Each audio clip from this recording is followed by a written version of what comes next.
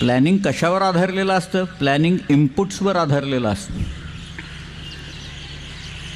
मला आठवतं आहे अकियो मुरिता या नावाचा सोनी कॉर्पोरेशनचा प्रेसिडेंट होता. त्याचं आत्मचरित्र उपलब्ध आहे, अवश्य वाचावं लोकांनी. त्याचं नाव आहे मेड इन जपान. त्याला अडचणी काय आल्या त्यावेळेला सोनी कॉर्पोरेशनला, की त्यांचं प्रॉडक्ट मार्केटमध्ये आलं ना की त्यावेळेला साऊथ कोरिया आणि तायवान ताबडतोब कॉपी करायचं आणि 1/3 किमतीत प्रॉडक्ट विकून टाकायचं मार्केट. आज चिनी कसं येतं सगळं, त्यावेळेला तायवान होतं आणखी कोरिया होतं. त्याचं मॅक्झिम असं आहे. म्हणून त्यांनी काय करावं या जॅपनीज लोकांनी, त्यांनी त्यांची नवीन थिअरी काढली. तो म्हणाला आपलं प्रॉडक्ट इंट्रोड्यूस करायचं आणि बाकीचे लोक रिव्हर्स इंजिनिअरिंग करेस्तोवर आपणच आपलं प्रॉडक्ट ऑब्सोल्यूट करून टाकायचं. तुम्हाला आत्ता त्याची प्रचिती यायला लागली असेल की मोबाईल फोनच्या जाहिराती येतात. एक नवीन सिरीज काढली, मग काय याची डबल सिम कार्ड, कॅमेऱ्याचं काय बाबा आता वगैरे वगैरे बरंच, त्याची मेमरी एवढी अमुक आहे फलाणं आहे सगळं. By the time you buy that camera नवीन वेगळी सिरीज त्या फोनची, सॅमसंगची किंवा आणखीन कोणाची बाहेर आलेली असते. स्वतःच प्रॉडक्ट ऑब्सोल्यूट करायचं कारण दुसरं कॉपी करेल त्याची. म्हणून तो म्हणाला होता the nature of business is to obsolete your own product if you don't do it or competitors will do it for us. आपणच केलं नाही तर आपले कॉम्पिटिटर्स आहेत ना ते करतील. म्हणजे ते सगळं रिव्हर्स इंजिनिअरिंग करून प्रॉडक्ट विकायला लागतील मार्केट. जगात हे जे आहे, म्हणून शिवाजीराजांनी इथं जे काही सगळे जे काही प्रकार केले, अफजल खानाला एकांगी करून मारला. मग नंतर त्यांनी ओळखलं की आता आपल्या जवळ आता कोणी येणार नाही, परत 30 ट्रिक चालणार नाही ना सारखी काही झालं तरी. मग काय करायला पाहिजे? मग आता आपल्याला जायला पाहिजे शाहिस्तेखानाच्या इथपर्यंत, कारण त्याला कल्पनाही नसेल की बाबा मी तिथं दैत्य म्हणून उभा राहीन त्याच्यासमोर रात्रीचा. कारण तो वाट बघत बसला असेल आपण भेटायला कधी येतो आहे, की शिवाजी वाट बघत बसला असेल म्हणून. नाही, पूर्णपणे वेगळा भाग.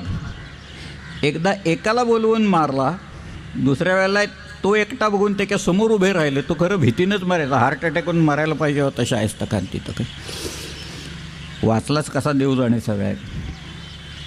पण ह्या ट्रिक्स असतात रिपीट केलेल्या नाही आहेत बघा सगळ्या. हे दोन मी तुम्हाला सांगितलं. प्लॅनिंग जे असतं त्याला इनपुट्स लागतात. म्हणजे मी मार्केटिंगमध्ये होतो, मी तर काय प्रॉडक्ट म्हणजे अगदी पार त्या शॉपपासून आलेलो होतो. पण तुम्हाला मार्केटिंगला 2 गुप्तहेर खाती ठेवावे लागतात. त्यातला एक इंटेलिजन्स असतो, हा तुमचा कॉम्पिटिटर्स बाहेर त्यांची प्रॉडक्ट लाईन काय आहे, त्यांचं प्रॉडक्ट कधी येणार आहे, लॉन्चिंग प्रोसिजर्स काय आहेत, डीलर्स कसे आहेत, सर्व्हिस बॅकअप कसा आहे, स्पेअर पार्ट्स कसे आहेत, प्राइसिंग त्यांनी काय केलेलं आहे, याची पूर्ण माहिती पाहिजे. तसंच आपल्या कंपनीत आपल्या विरुद्ध कारस्थानं कोण करतायत, कोण कोणाला जाऊन खोटं नाट्या बातम्या सांगतायत, कोण कोणाच्या कानाशी लागतं आहे, हे सगळं माहिती. म्हणून इंटरनल एक इंटेलिजन्स वेगळा असतो आणि एक एक्सटर्नल इंटेलिजन्स असतो. हेर खातं हे बाहेरचं आहे, तसं आतली माहिती काढण्यासाठी सुद्धा लागतं हेर खातं. सगळ्यात 2-4 लोक कळणार नाही तसे पेरून ठेवावे लागतात की तुम्हाला ते माहिती आणून देतील. आणि जेवढी माहिती अचूक आणि त्याच्यावर तुम्ही जर का प्लॅन केलं तर तुमचं प्लॅनिंग कधी फिसकटणार नाही. सगळ्यात किती उदाहरणं आहेत शिवचरित्रातली प्लॅनिंगच्याच बाबतीतली. अफजल खानाचं तर मी सगळ्यांच्या डोळ्यासमोर आहे. सगळ्यात शाहिस्तेखानाचं आहे. पण आग्र्याहून सुटका हे जे प्रकरण आहे ना, विलक्षण प्रकरण आहे. आग्र्याहून सुटक्यासारखं प्लॅनिंग मला नाही वाटत कुणी केलं असेल या सगळ्यात. की कोण कुणाचा स्वभाव कसा आहे, काय होणार आहे, कुणाकडनं पैसे आपल्याला काढता येतील, कुणाला आपल्या बाजूला वळवता येईल, कुणाच्या कानफडीत मारता येईल तिकडे वगैरे, हे सगळं शिवाजी महाराजांच्या हातात होतं. सगळं त्यांचं गुप्तहेर खातं जे आहे ते कसं चालत होतं ह्याच्याबद्दल माहिती नाही. इतकी गुप्तता पाळली आहे त्यांनी बहिर्जी नायकांनी ते. पण गुप्तहेर बातम्या मात्र आणून देत होते त्याच्यात. एक नाव सांगतो मी, आश्चर्य वाटेल तुम्हाला. शिवाजी राजे आग्र्याला असताना त्यांच्या नोकरीत तिकडकेच काही लोक घेतलेले होते आणि त्याच्यातले काही लोक नंतर सापडले. त्यातलं एक नाव सांगतो मी. त्याचं नाव आहे कवी कलश कवीश्वर. म्हणजे कवी कलश हा नंतर संभाजीराजांच्याकडे जो होता, हा शिवाजी महाराजांच्याकडे आग्र्याला नोकरीत होता. त्याचं नाव आलं आहे कवी कलश, ही पदवी आहे त्याला मिळालेली. कवीश्वर ही पदवी असते. एक फारसी कागदपत्रात त्याचं नाव आहे, गोकुळ असं लिहिलेलं आहे. ते गोकुळदास किंवा असं काहीतरी नाव असेल त्याचं. पण हा देखील शिवाजी महाराजांच्या नोकरीत होता. एक कायस्थ सक्सेना होता. ही सगळी मंडळी नंतर सापडली, पण ह्यांनाच काही माहीत नव्हतं. हे काय सांगणार, महाराज कसे निसटले, काय निसटले, ह्याचा पत्ता कुणालाही नव्हता. रघुनाथ बल्लाळ कोरड्यानाही नव्हता आणि त्र्यंबक सोनदेव डबीरानाही नव्हतं. त्यामुळं औरंगजेबाने ज्यांचे हाल केले तरीसुद्धा बातमी काय सांगणार, कारण माहितीच नाही कुणाला. इतकी गुप्तता पाळलेली आहे त्यांनी शिवराजांनी. पण तिथं फार मजा आहे. तुम्ही मगाशी म्हणजे एक 3-4 दिवसापूर्वी मी बॅटल ऑफ विट्सचा उल्लेख केला. त्यातलं हे बॅटल ऑफ विट्स कसं काय चालतं ते सांगतो मी तुम्ही. की शिवाजी राजांना चौक्या बसलेल्या नव्हत्या, चौक्या थोड्या उशिरा बसल्या. तोपर्यंत खूप लोक येऊन शिवाजीला मारा म्हणाले, हा साधा भूमी आहे वगैरे म्हणत होते. त्याच्यात औरंगजेबाची बहीण होती. ते सगळे लोक फिरले. एक मारवाडचा राजा सोडला तर बाकी सगळे शिवाजी महाराजांना अनुकूल झाले नंतर. पण शिवाजी राजे त्यावेळेला असं म्हणाले, औरंगजेबाला अर्ज केला त्यांनी की तुम्ही मला सोडा, तो कुणाच्या तरी करवी करावा लागतो. म्हणून रामसिंगाच्या करवी त्यांनी अर्ज केला की तुम्ही मला सोडा, मी तिकडं जातो, महाराष्ट्रात सगळे किल्ले तुम्हाला देतो. औरंगजेब म्हणाला, हा पळायच्या मागे आहे. औरंगजेब काय साधा माणूस होता काय? तो म्हणाला, हा माणूस पळून जाणार आता इथून. ते की आता हालचाली सुरू झालेल्या आहेत. तर तो अर्ज घेऊन रामसिंगाकडे गेला होता. तर रामसिंगाला म्हणाला, तू जामीन देतो का त्याचा, पळून जाणार नाही म्हणून. तर रामसिंग म्हणाले, मी त्यांना विचारून येतो आणि मग सांगतो तुम्हाला काय. मग रामसिंग आला शिवाजी महाराजांच्याकडून. तो म्हणाला, बादशाह जामीन मागतोय माझा. ते म्हणाले, दे लिहून जामीन. मी तुझा जामीन बुडवून जाणार नाही म्हणाले का. आणि पुढं नंतर शिवाजीराजे सांगत होते रामसिंगाला की अरे तू जामीन काढून घे, जामीन काढून घे, माझे आता लोक परत गेलेले आहेत, मी एकटाच राहिलो आहे, मी आता फकीर होणार आहे. तर रामसिंग म्हणाला, अहो तुमच्या सुरक्षिततेसाठी मी माझे लोक ठेवलेत, मी कशाला जामीन काढून घेऊ. पण त्याला हे कळत नव्हतं की जामीन काढल्या क्षणी शिवाजीराजे पाळणार आहेत तिकडं त्या सगळ्या ह्याच्यातनं. हे त्याला पत्ताच लागलेला नव्हतं ते. पण त्यांनी जामीन दिला.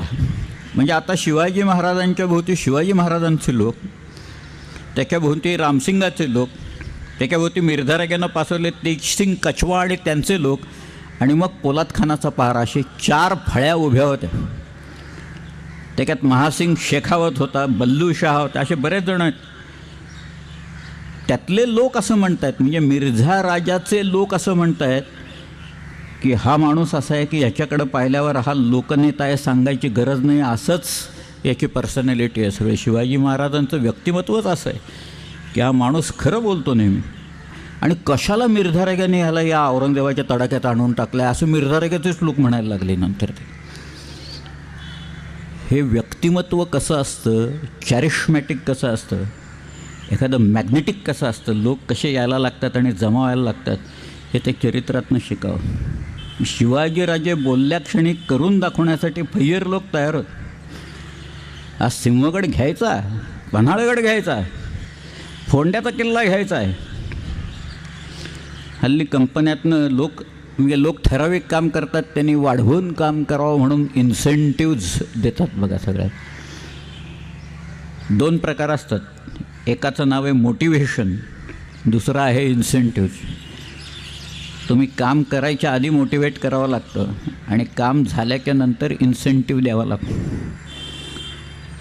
शिवाजी राजांनी फोंड्याचा किल्ला 75 साली ज्यावेळेला गोव्यात घेतला, त्यावेळेला त्यांनी 300 शिड्या आणलेल्या होत्या आणि 300 सोन्याची कडी आणलेली होती. ते म्हणाले, शिडी चढून वरती पॅरापेट वॉलवर जो जाईल ना त्याला सोन्याचं कडं देईन मी तिथं म्हणून.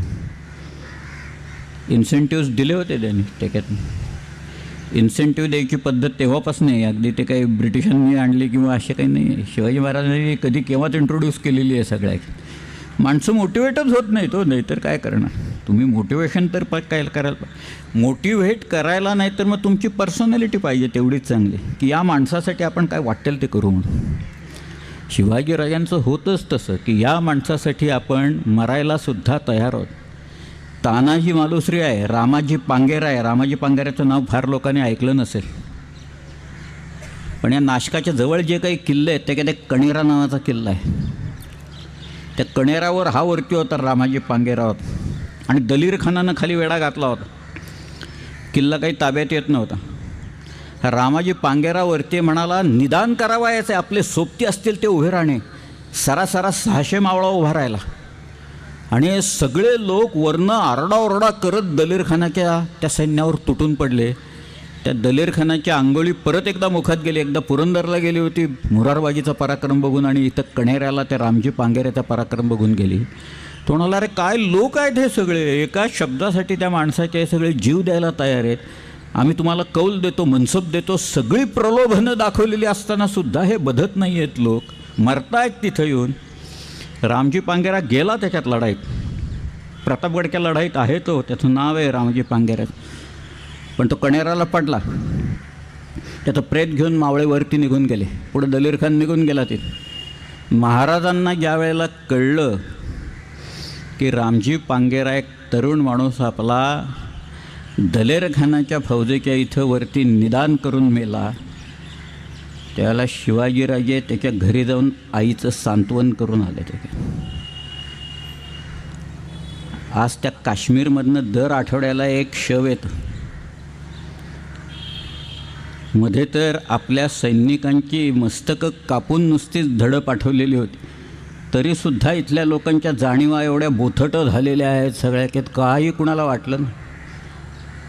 तात्कालिक राग येतो थोडासा, मग कट्ट्यावर बसून चर्चा होते. सरकार तर काहीच करत नाही तिकडं. काय चाललं आहे? मी शिवचरित्रातनं शिकायचं तर शिकायचं काय शिकायचं? मी उदाहरण सांगितलं ना 4 पाद्र्यांचं काय केलं शिवाजीराजांनी ते तिथं.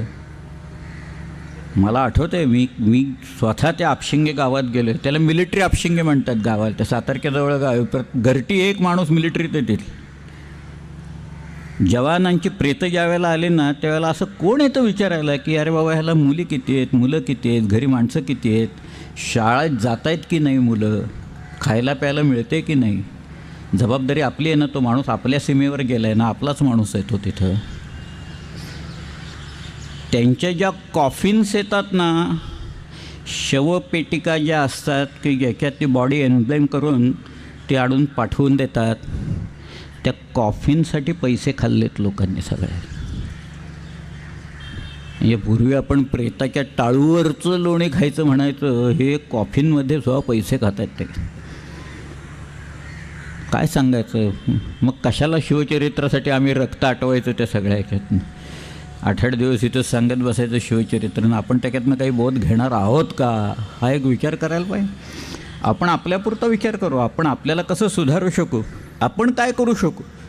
एकदा का आपण पायंडा घातला की 4 लोक उभे राहतील त्याच्यात. अगदी प्रत्येक माणूस तसा आहे मी कधीच म्हणणार नाही. मुठभर लोक आहेत, चांगले लोक अगदी अवश्य आहेत सगळे, पण मुठभरच आहेत, त्यांचं काय चालणार आहे सगळे.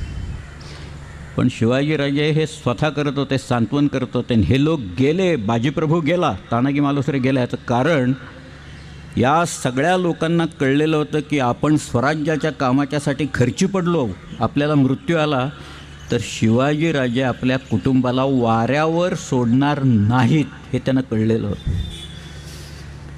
वतन गौरीवर ठेवले असं लिहिलेलं आहे. वतन वतन म्हणताना आमचं ठेवलं गौरीवर, जाऊ दे जळून म्हणाले. आम्ही आहोत ना स्वराज्यासाठी खर्ची पडायला. स्वतःचे दागिने गहाण ठेवून लोक किल्ल्याचं काम करत बसलेत तिथं स्वराज्याच्यासाठी. असले लोक निर्माण केले इथं राजांनी. आहे आत्ता कोणी करणार? स्वतःचे दागिने गहाण टाकून सरकारच्या लष्करच्या भाकऱ्या भाजणारं कोणी आहे का तिथं? नाही. पण शिवाजीराजांनी करून दाखवलेलं आहे. माणसं निर्माण केली, अनुयायी निर्माण केले. स्वतःच्या विचारांचे अनुयायी, त्या अनुयायांच्या विचारावर पुढं राज्य चाललं आहे. राजांनी जे काही होतं पर्सनॅलिटी लागते, मॅग्नेटिक पर्सनॅलिटी लागते. आणि त्याच्यासाठी कॅरेक्टर लागतं. त्या मॉडर्न मॅनेजमेंटच्या डिक्शनरीत फार अलीकडं कॅरेक्टर असा शब्द घातला.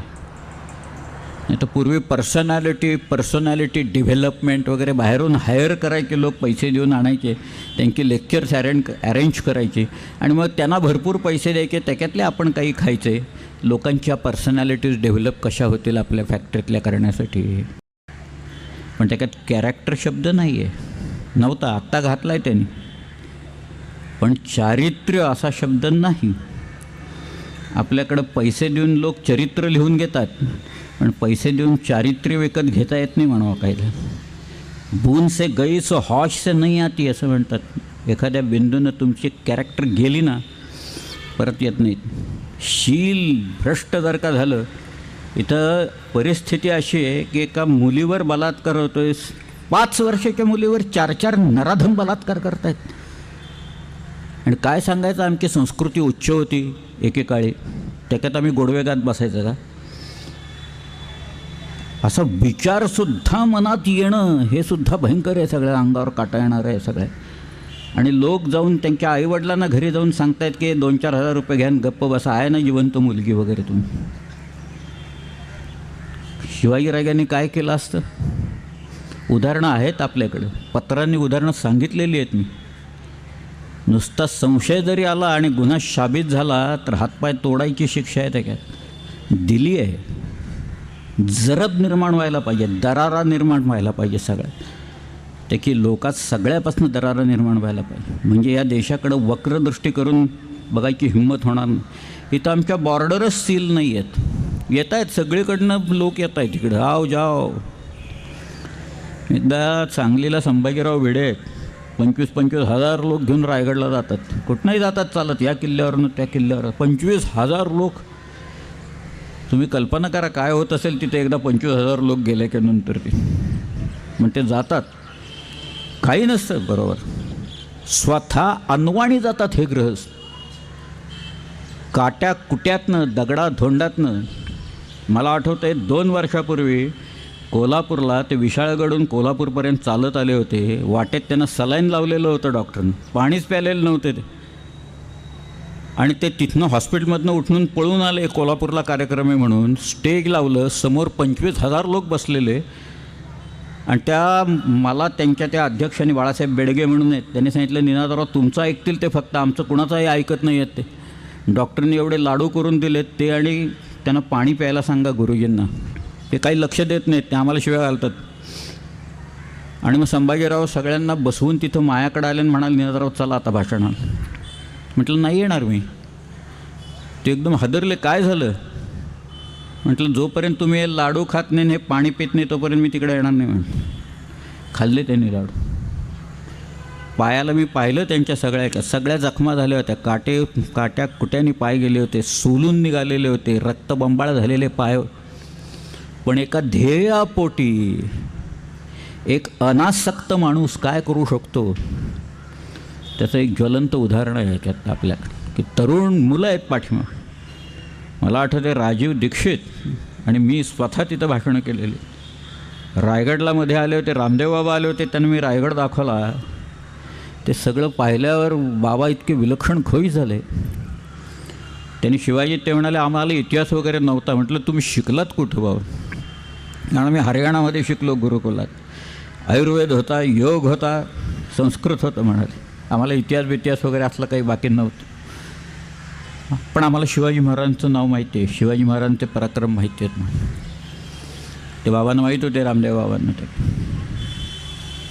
आज 2 गोष्टी मी सांगितल्या, त्याच्यातले कॅरेक्टर हे महत्त्वाचं आहे, प्लॅनिंग महत्त्वाचं आहे, त्याच्यासाठी इनपुट्स महत्त्वाचे आहेत, त्याच्यासाठी मार्केटिंग असतं सगळ्याकडे, ते महत्त्वाचं आहे. लीडिंग बाय एक्झाम्पल महत्त्वाचं आहे. HRD अँड रिटेन्शन नावाचा एक प्रकार आहे, ह्युमन रिसोर्स डेव्हलपमेंट. खूप अशी नावं हल्ली, व्याख्या, नावं वगैरे भरपूर असतात सगळे.